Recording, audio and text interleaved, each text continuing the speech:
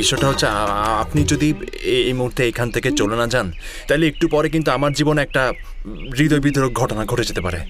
Please. তার মানে আপনারও সেম কেস? মানে মানে আপনার গার্লফ্রেন্ড আপনাকে চাপে রাখে? হ্যাঁ, না মানে আপনার উপরে কোনো বিশ্বাসই রাখে না? হ্যাঁ, কিন্তু মানে আপনি এসব কিভাবে জানেন? কারণ আমি তোর বয়ফ্রেন্ডের সাথে সেম কাজই করি। Hello, how are you my sweet sweet sweet জান? খবরদার আমাকে জান বলবে না। কে তোমার জান? কে আমার জান মানে? অনলি ইউ, তুমি আমার জান। এই যে ঢাকা থেকে এত কষ্ট করে এত দূর সিলেটে আসলাম, কার জন্য? শুধু তোমার জন্য। কেন জানো? কারণ আমি তোমাকে অনেক অনেক অনেক ভালোবাসি।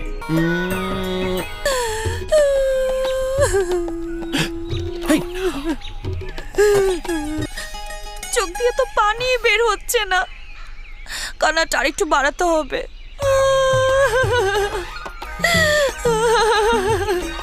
আর কাঁদবো না, কাঁদতে কাঁদতে পুরো টায়ার্ড হয়ে গেছি, আর কাঁদা যাবে না। ও মা, আমার চোখে কাজল তো লটকে যাচ্ছে। আরে আগেবার যখন ব্রেকআপ করছিল তখন তো একটা হিংস দিছিল যে ব্রেকআপ করবে, এই জন্য সাজুগুজু করে জেনে চোখের কাজলটাও লটকে নেই। কিন্তু এবার এবার কথা নেই বার্তা নেই, হুট করে ব্রেকআপ। শুধু শুধু এত সেজেগুজু গেছি, কাজলটাও লটকে যাচ্ছে। তোর আরে যা হওয়ার হয়েছে, একজন গেছে তো কি হয়েছে, আরেকজন আরেকজন না হয়ে আসবে। না না না না না, আসবে না। আপনাকে বলছি না। ও, তাহলে আসবে। সেটাই, একজন গেছে তো কি হয়েছে, আরেকজন আসবে। হয়তো একটু দেরি হবে কিন্তু আসবে, এইটা আমার বিশ্বাস।